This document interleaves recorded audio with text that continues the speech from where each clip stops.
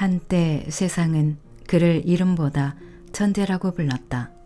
그의 생각은 세상을 바꿨고 그는 세상이 되었다. 그렇게 그는 기적처럼 인생의 정점에 올랐고 거짓말처럼 곤두박질 쳤다. 그가 이룬 성취들은 원래 없었던 것처럼 사라졌다. 뒤늦게 정신을 차렸을 땐 수감자가 되어 있었다. 20년을 흘려보낸 다음 고향으로 돌아온 남자는 더 이상 천재도 아니고 젊지도 않았다. 억울함이었을까? 회한이었을까? 그는 자신에게 유일하게 남은 책들을 버렸다. 그리고 벼랑 끝 삶에서 그는 이렇게 말했다. 나는 매일 죽고 매일 다시 태어나리라. 그리고선 오래전 책을 다시 꺼냈다. 어른답게 사는 법을 알려주는 아이들의 책. 그러나 살아가며 잃어버린 가르침. 바로 소학이다. 조선의 천재라 불리던 다산 정약용. 그의 평생에 걸친 공부는 그렇게 소학에서 시작해 소학으로 마무리되었다. 안녕하세요. 여러분의 삶이 눈부시게 빛나길 바라는 루나펄스입니다. 오늘 소개해 드릴 책은 기본으로 돌아간다는 것, 다산의 마지막 습관입니다. 지은이는 조윤재, 펴낸 곳은 청림출판, 2020년 11월에 출간된 책입니다. 이 책의 저자는 제가 3개월 전에 소개해드린 다산의 마지막 공부를 쓴 고전연구가 조윤재입니다. 다산이 학문의 마지막에서 60년 내공을 비우고 새롭게 시작한 공부, 소학의 주요 구절 57가지를 가려 뽑아 오늘날의 감각에 맞게 풀어쓴 책입니다. 누구나 자신의 삶을 돌아보는 순간이 찾아오죠. 귀향살이를 마치고 집으로 돌아온 정약용 또한 그러했습니다. 그는 한순간에 모든 것을 잃고 추락했고 세상 모두가 자신에게 등을 돌렸음을 절감했죠. 20년에 가까운 세월 동안 유폐되면서 학문은 더욱 깊어졌지만 그것을 알릴 기회도 끊겼고 전해줄 제자도 구하지 못했습니다. 자신의 묘지명마저 스스로 써야 할 처지가 되었을 정도로 그는 완전하게 삶의 바닥으로 내려왔습니다. 그러나 정약용은 실망하지 않았습니다. 다산은 삶이 다하는 순간까지 자신이 멈추지 않고 계속 성장하기를 바랐는데요. 심경과 함께 소학이 마지막에 선택한 책입니다. 소학은 유학 입문자들을 위한 교재인데요. 주자의 제자 유자징이 여러 고전에서 일상을 살아가는 법과 사람을 대하는 태도, 그리고 자기 수양에 대한 구절들을 가려 뽑은 책입니다. 소학에서 이야기하는 공부의 핵심은 기본으로 돌아가라는 것인데요. 누구나 알고 있지만 살아가며 감히 실행하지 못했던 당연한 이치를 새삼스럽게 하기에 소학은 유학 경전들 가운데 가장 쉽고 동시에 가장 어렵다고 합니다. 이 책에서 꼽는 소학의 핵심 가운데 대표적인 가르침은 정리와 인사와 같은 시시한 일에 대한 강조입니다. 인간이란 이상이 아니라 살아낸 사소한 일상들로 이루어진 존재이기 때문이다 라고 말하고 있습니다. 소학으로 돌아간 정약용은 이렇게 말했습니다.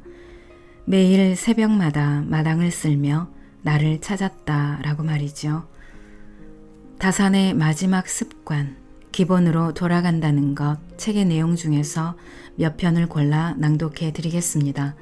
오늘도 책과 함께 편안하고 따스한 시간 되시기 바랍니다. 다산은 40이 될 때까지 누구나 부러워할 인생을 살았다. 어린 시절부터 탁월한 문제로 천재 소리를 들었고 성균관에 들어가서도 뛰어난 재주로 정조의 눈에 들었으며 이후 과거에 급제하면서 일찌감치 관직의 길로 나섰다. 그리고 정조의 총애를 한몸에 받으며 승승장구했던 그는 마흔이 채 못된 나이에 형조 참의의 자리에 오르며 정점을 찍었다.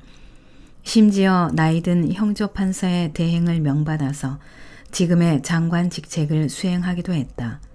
하지만 다사는 이처럼 화려했던 자신의 과거를 가리켜 나를 잃어버린 시간이었다고 했다. 다사는 누명을 쓰고 머나먼 땅으로 귀향을 떠났을 때뿐 아니라 과거를 준비하고 성공을 구가했던 20여 년까지도 나를 잃어버린 시간이라고 했다. 하지만 다행히 다사는 나를 찾았다. 의외로 머나먼 바닷가 귀향지에서였다. 그의 삶에서 가장 길고 큰 비극의 시간이었지만 다사는 그곳에서 잃어버린 나를 찾았다. 최악의 절망에서 삶을 포기할 수도 있었던 극단적인 고난의 시간에서 다산이 자신을 찾을 수 있었던 힘은 무엇일까? 무엇이 잃어버린 나를 찾게 했을까? 그것은 자기 삶의 의미와 가치가 학문에 있고 오직 지피를 통해서만이 삶의 목적을 달성할 수 있다는 확신이었다. 그동안 잊고 있었던 학자라는 정체성에 대한 깨달음이기도 했다. 그리고 그 힘이 된 것은 바로 수학에서 얻은 수신이었다. 다산이 수학에 집중한 데는 또 하나 남다른 이유가 있었다. 그는 수학을 통해 귀양이라는 최악의 상황에서도 스스로를 바로 세우고 큰 일을 이룰 수 있게 하는 수신을 깨달았다.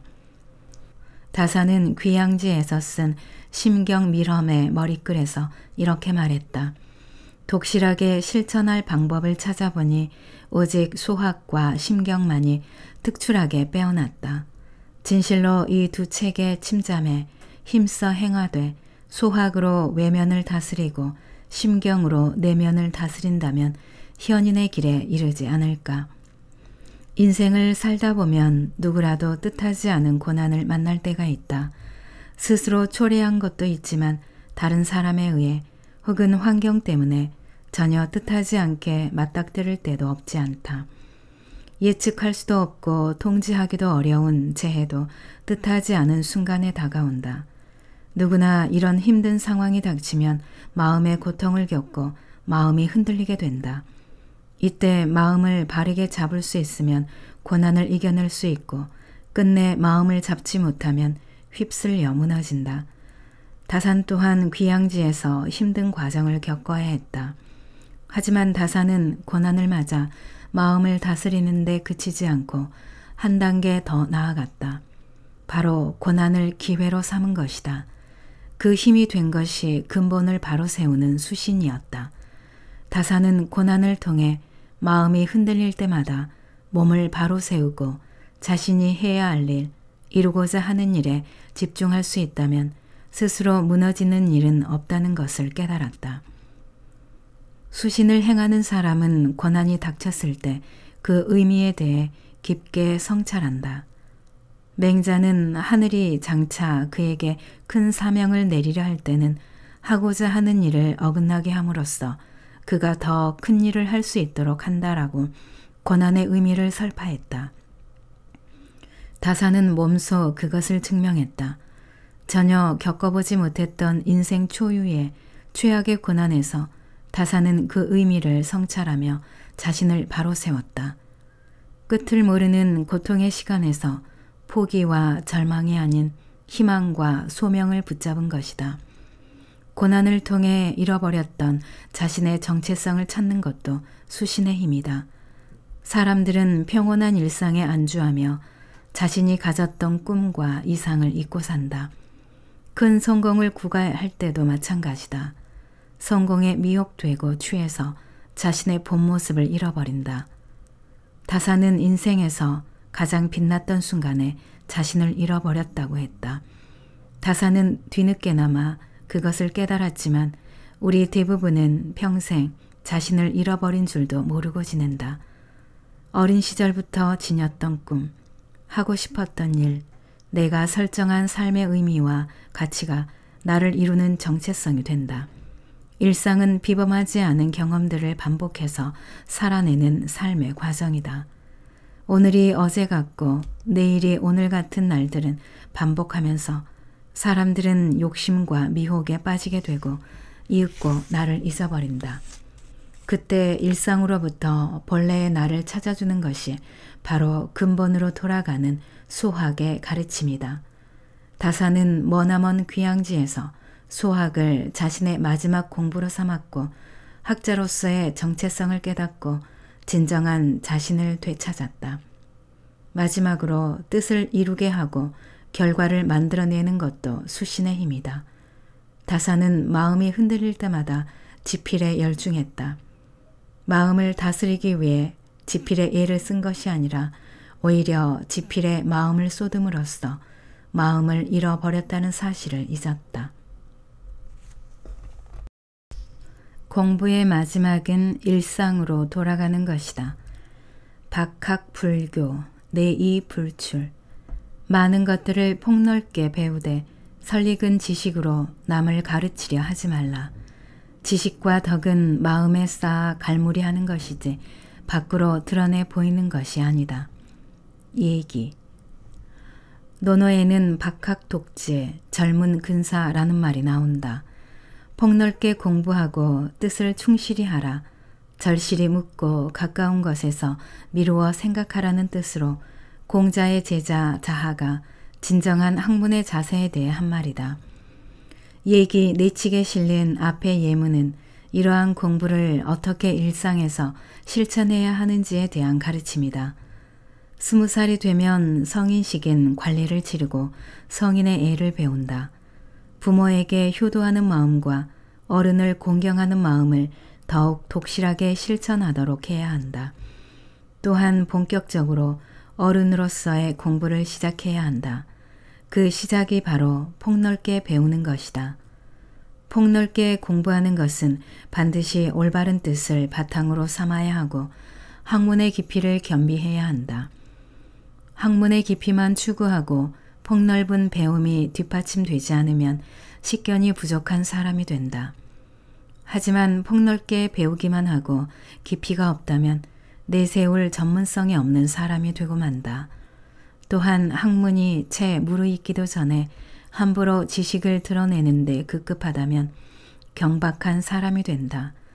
이런 사람들의 특징이 자신의 얕은 지식으로 남을 가르치려 드는 것이다. 자신을 드러내고자 하는 교만이 앞서기 때문이다. 당연히 학문 역시 크게 이룰 수 없고 세상에서 뜻을 펼치고 큰 일을 하기에는 그 깊이가 부족하다. 다사는 귀향지에서 두 아들에게 계속 편지를 보내며 가르침을 쉬지 않았다. 그 중에서 경전과 역사서를 읽기 권하며 이렇게 말했다. 근본을 두텁게 배양하고 얄팍한 문체는 마음속 깊이 감춰두고 드러내지 말기를 간절히 바란다. 내가 저술에 마음을 두는 것은 당장의 근심을 잊고자 함이 아니다. 한 집안의 부형으로서 귀향하는 처지가 되었으니 저술이라도 남겨 허물을 벗고자 하는데 어찌 그 뜻이 깊지 않다고 하겠느냐. 다사는 앞날을 기약할 수 없는 귀향살이에서 학문과 저술에 매진하는 자신의 뜻을 자식들에게 가르치며 진정한 학문의 의미를 알려준다. 먼저 학문은 남에게 과시하고자 하는 것이 아니라 자기 내면의 깊이를 더하는 것이다. 다산이 자식들에게 권했던 경전과 역사서는 사람 됨을 완성해가는 근본에 충실한 공부다.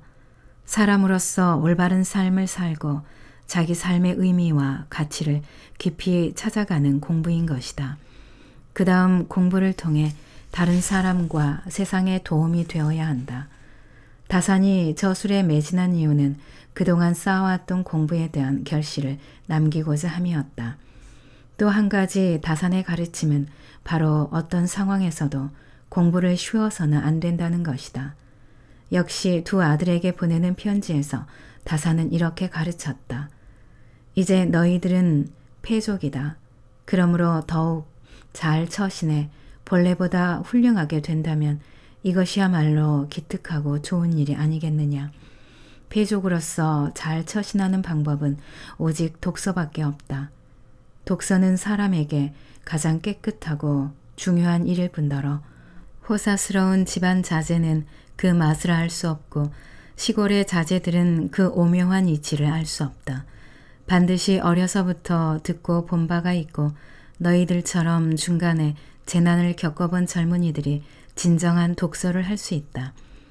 그들이 책을 읽을 수 없다는 것이 아니라 뜻도 모르면서 그냥 글자만 읽어 내려가는 것은 진정한 독서라고 할 수 없기 때문이다.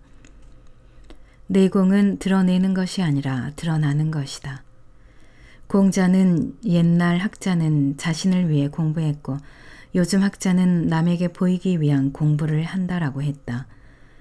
위기지학은 자신을 충실히 쌓아가는 공부이고 위인지학은 남에게 보이고 과시하기 위한 공부다. 위기지학을 하는 사람은 어제보다 더 나은 오늘, 즉 자신의 발전과 성장을 기뻐한다. 당연히 그 한계는 없다. 하지만 위인지학을 하는 사람은 다른 사람과 수시로 비교하며 남보다 앞서기 위한 공부를 한다.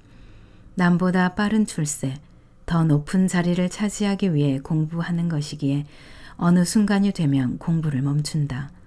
예컨대 성공을 이루면 더 이상 공부할 필요를 느끼지 못하는 것이다.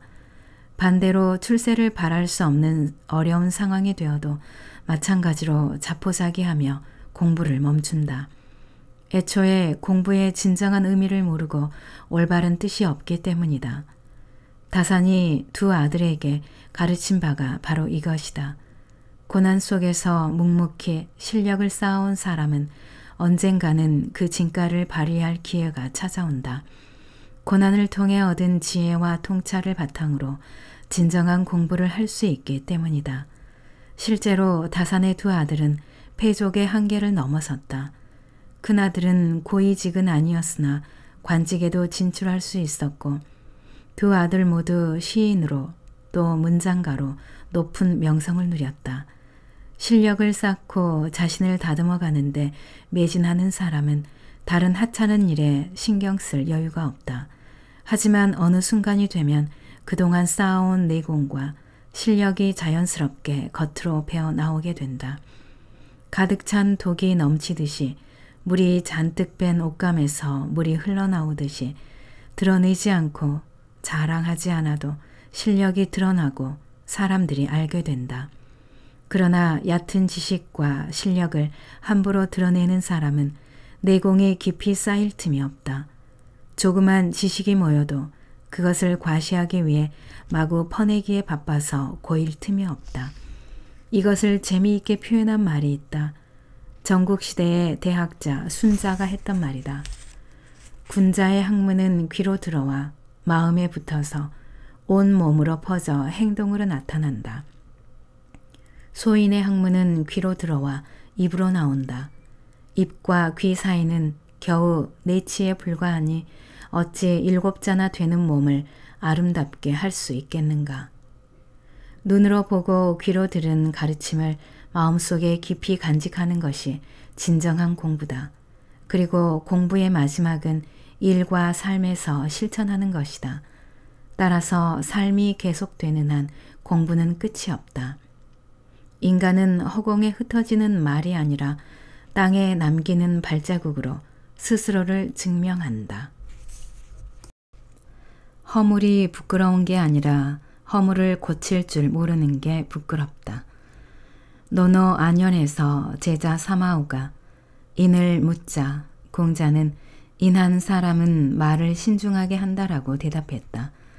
인이 무언가 거창한 것이라고 생각했던 사마오가 말하는 것만 조심하면 곧 그 사람을 인하다고 할 수 있습니까? 라고 재차 묻자 공자가 말했다.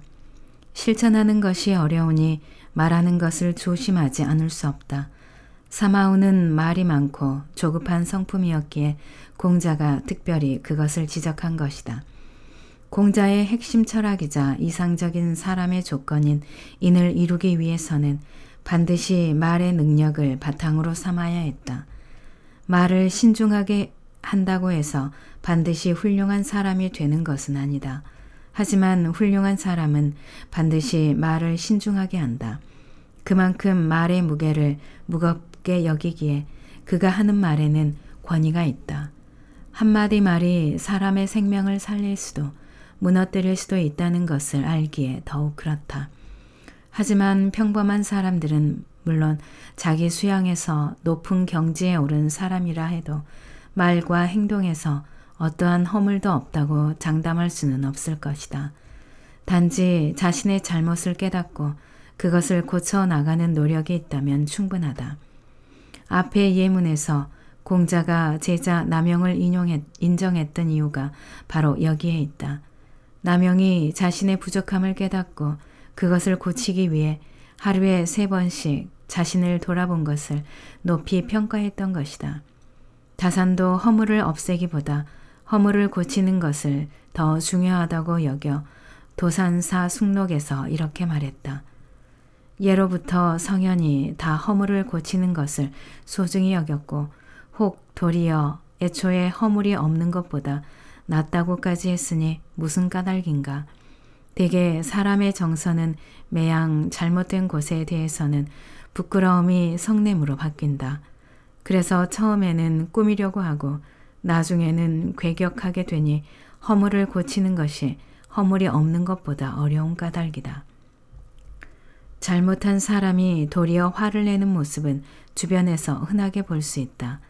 어쩌면 내가 모르는 나 자신의 모습일지도 모른다.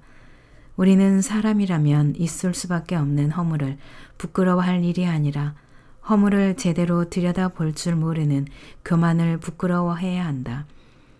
허물을 알고서도 고치지 않는 잘못된 자존심, 분노로 반성을 덧칠하려는 비겁함, 마음을 상해서 관계를 끊어버리는 무책임함이 마음속 깊이 감추어둔 진짜 부끄러워해야 할 모습일 것이다. 이런 모습은 말에 있어서 더욱 절실하다. 말로 다른 사람에게 상처를 주기는 쉽지만 그 잘못을 솔직히 인정하기는 어렵다. 그래서 말 실수를 곧 후회하곤 하지만 그럼에도 잘못과 후회를 거듭하는 것이 바로 감추고 싶은 우리의 모습이다. 그 감춰진 모습을 다산이 끄집어냈다. 허물을 대하는 태도에 대한 해답은 공자의 제자 남영이 가르쳐준다. 우리는 항상 실수하고 부족하기에 날마다 절실하게 공부하고 성찰해야 한다. 말 공부가 필요하다. 말을 알지 못하면 사람도 알 수 없다. 논어. 세월을 견디고 비바람을 버텨야 나이테가 쌓인다. 사람에게는 3가지 불행이 있다. 첫째는 어린 나이에 높은 관직에 오르는 것. 둘째는 부형의 권세에 힘입어 관직에 오르는 것. 셋째는 뛰어난 재주로 문장에 능한 것이다. 이정전서. 일찍 높은 관직에 오르는 것, 권세 있는 부모를 만나는 것, 남들보다 뛰어난 실력을 발휘하는 것. 이 3가지는 누구나 원하는 것이다. 출세가 보장되고 남들보다 먼저 그리고 손쉽게 성공할 수 있기 때문이다. 하지만 정의는 그것이 인생에서 가장 큰 3가지 불행에 속한다고 했다. 아마 고개를 갸웃하게 될 텐데 그 이유를 잘 말해주는 고사가 있다. 바로 지상병담이다. 종이 위에서 펼치는 용병술이라는 말인데 경험이 없는 이론만의 병법은 실제 전쟁에서는 전혀 쓸모가 없다는 뜻이다. 사기 연파인상여 열전에 실려 있다. 조사는 명재상 인상여, 명장군 연파와 함께 조나라의 부흥을 이끈 인물이다. 조사는 원래 나라의 세금을 걷어들이는 관리였으나 엄정한 일처리로 추천을 받아 해문왕에게 발탁되었고 장군이 된 후 수많은 전쟁에서 공을 세웠다. 그에게는 조괄이라는 아들이 있었는데 어릴 적부터 병법의 이론에 통달해 아버지인 조사조차 이론으로는 그에게 당할 수가 없을 정도였다. 조괄은 자신의 재능을 여기저기 뽐내고 다녔고 그의 어머니도 아들의 재능을 자랑스러워했다. 하지만 아들이 재능을 뽐낼수록 조사는 아들을 인정하지 않았고 오히려 걱정스러워했다. 부인이 그 이유를 묻자 조사는 이렇게 대답했다. 전쟁이란 죽고 죽이는 것인데 과리는 전쟁을 너무 쉽게 이야기하고 있어. 그 아이가 말하는 것은 병법서에 적혀 있는 것일 뿐 실제 전장에서는 쓸모가 없어. 그 아이를 장군으로 삼지 않으면 그만이지만 부득이 장군으로 임명한다면 조나라 군대를 파멸시키는 자는 틀림없이 과리가 될 것이오. 실제로 훗날 진나라가 침공하자 조갈은 그의 명성을 들은 효성왕에게 발탁되어 대장군이 되었다. 남편의 이야기를 기억했던 조갈의 어머니는 왕을 찾아가 아들의 발탁을 취소해달라고 호소했다. 아들의 출세보다는 나라의 안위를 더 걱정했기 때문이다. 하지만 왕은 고집을 꺾지 않았고 조갈은 왕의 기대를 듬뿍 받으며 군대를 지휘했으나 계책에 빠져 처절한 패배를 당하게 된다. 자신은 화살에 맞아 죽었고 40만 명의 병사는 지도자를 잃고 우왕좌왕하다가 진나라에 항복한다. 진나라는 이들을 모두 생매장해 죽인다. 당시 조나라와 진나라의 충돌을 가리켜 장평대전이라고 하는데 역사상 가장 참혹한 전쟁 가운데 하나로 꼽힌다. 군주 하나의 잘못된 판단과 멋모르고 나선 백면서생 하나의 실책이 이와 같은 참혹한 결과를 만든 것이다. 조갈의 고사를 보면 정의가 말했던 인생 3불행에 대해 절실히 공감하게 된다. 조갈은 최고 명문가의 아들로 어린 시절부터 아버지에게 병법을 배웠고 타고난 재능으로 아버지를 능가하는 병법의 이론가가 되었다. 그로 말미암아 이름을 높이게 되었고 나라가 위기에 빠진 중요한 시기에 대장군의 직책을 맡아 벼락 출세를 했다. 인생의 불행이 되는 3가지 요건을 제대로 갖췄다고 해도 과언이 아니다. 그 결과는 참혹했다. 자신은 물론 수많은 병사들의 목숨을 잃었고 부흥하던 나라마저 위기에 빠뜨리고 말았다. 인생 3불행이 단순한 불행을 넘어 위험한 까닭은 너무 이르게 오른 자리이기에 합당한 덕과 경륜을 갖지 못하는 경우가 많기 때문이다. 타고난 재능과 학식이 있더라도 덕과 인격이 뒷받침되지 못하면 교만해질 수밖에 없고 경험과 경륜이 부족하기에 조그만 위기가 닥쳐도 제대로 대응하기가 쉽지 않다. 숨은 질기고 삶은 기니 한때의 성패로 평생을 재단하지 말라. 다산의 삶을 보면 정도의 차이는 있지만 역시 인생 3불행의 요건을 갖추고 있다. 병조 판서, 의정부 좌찬성 등의 관직을 지냈던 손조들이 있었고 아버지 역시 호조 좌랑의 벼슬을 지냈다. 다산도 어린 시절부터 시와 문장에 탁월한 능력을 발휘해 주위의 기대를 받았다. 일찍이 성균관에 들어가고 귀장각 월과에서 수석을 차지해 말과 호랑이 가죽을 상으로 받는 등 정조의 총애를 독차지했다. 훗날 젊은 나이에 병조 참의의 벼슬까지 올랐으나 그 이후의 인생은 고난의 연속이었다. 다만 다산은 불행을 받아들이는 마음가짐이 달랐다. 그는 고난의 시기를 오히려 자신이 가장 좋아하고 잘할 수 있는 학문에 매진할 수 있는 여가로 받아들였다. 정약용의 삶은 닥쳐온 불행이 그 자체로 인생의 비극인 것이 아니라 그것을 어떻게 받아들이느냐에 따라 달라지는 문제임을 우리에게 잘 보여준다. 불행은 자신을 깊은 구렁텅이로 빠뜨리는 인생의 걸림돌이 될 수 있지만 삶에서 내 격의 깊이를 더하는 값진 경험이 될 수도 있는 것이다. 다산은 그 당시 과거 제도의 폐해를 거론하며 진정한 행운과 불행에 대해 이와 같이 시사점을 던졌다. 어쩌다 요행으로 과거에 급제하고 명성을 얻게 되면 아버지는 효자를 뒀다고 대견해하고 임금은 양신을 얻었다고 경하한다. 일가 친척들은 사랑하고 친구들은 존대한다. 그러나 역경에 빠져 뜻을 얻지 못한 사람은 아무리 훌륭한 행실이 있고 훌륭한 지혜를 지녔어도 거개가 시리에 빠져 초췌한 모습으로 한을 품은 채 죽어가고 만다. 다산은 시험 한 번에 인생의 성패가 갈리는 제도에 폐습을 질타했다. 정작 실력은 없으면서 부모의 도움으로 운 좋게 과거에 급제하면 그때부터는 모두의 추앙을 받는다. 이런 세태는 오늘날에도 마찬가지다.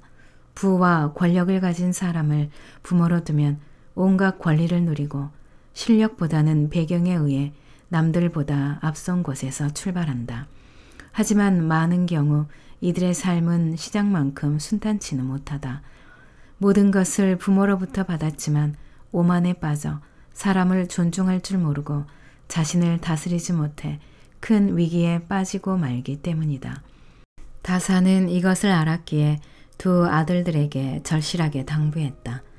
패족 중에 걸출한 선비가 많은데 이는 하늘이 패족에게 재주 있는 사람을 내어 후대하는 것이 아니라 영달하려는 마음이 학문을 하려는 마음을 가르지 않으므로 책을 읽고 이치를 연구해 그 진면목을 알 수 있기 때문이다. 패족이 된 것을 불행이 아니라 진정한 학문을 이루는 기회로 받아들이자는 것이다. 패족 가운데 뛰어난 성취를 이룬 이들의 많은 까닭은 하늘이 불쌍히 여겨 복을 내린 것이 아니라 불행을 통해 고난의 의미를 알고 자신의 때로 만들 수 있었기 때문이다. 바로 다산 자신의 삶에서 우러난 가르침이다. 도자기의 빛깔은 뜨거운 가마 속에서 오래 구워진 다음에야 완성된다. 낭독은 여기까지입니다. 여러분의 구독과 좋아요, 댓글은 저에게 큰 힘이 되는 거 아시죠? 오늘도 끝까지 들어주셔서 감사합니다.